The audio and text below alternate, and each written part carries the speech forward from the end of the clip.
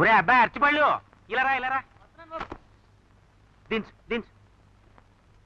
ఎలా ఇచ్చేవరా డజనం? 2 రూపాయలండి అయ్యా.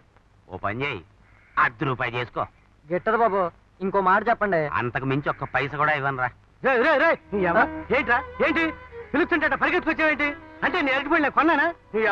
నా కూతురు పెళ్లి అరటిపళ్ళు నాయే. నువ్వేమిట్రా తిన్నగా లోపలికి వచ్చావు? పడబా. నా కూతురు పెళ్లి అరటిపళ్ళు నేను ఎవరికి ఇవ్వను, నాయే. ఈ పిచ్చాన్ని అవుతాలే. నా కూతురు పెళ్లికి అరటిపళ్ళు లేకుండా చేస్తాడు రా. చూసుకో, దేవుడు ఉన్నాడు. నీ కూతురు పెళ్లికి అరటిపళ్ళు లేకుండా చేస్తాడు, చూసుకో.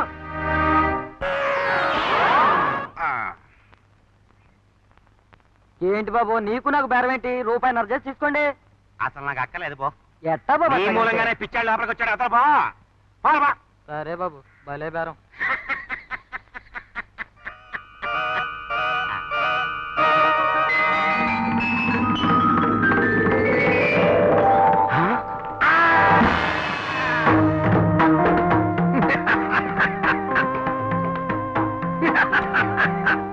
భయపడకు మామ, నేను నీ అల్లుండ, వేషమున మాత్రమే యముండ.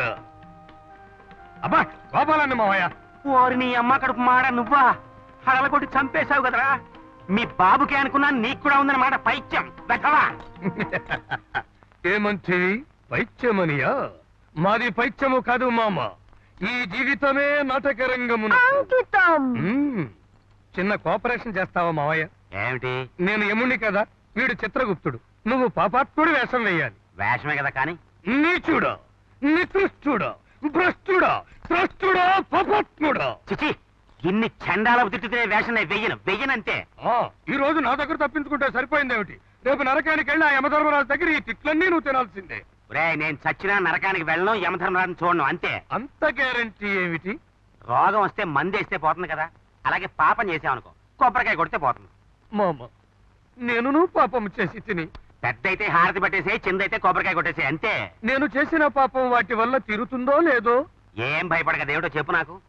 మరి నాటక సమాజం స్థాపించుకోవటానికి డబ్బులు లేక నీకు చెప్పకుండా నీ సైకిల్ అమ్మేసుకున్నారు మావయ్య.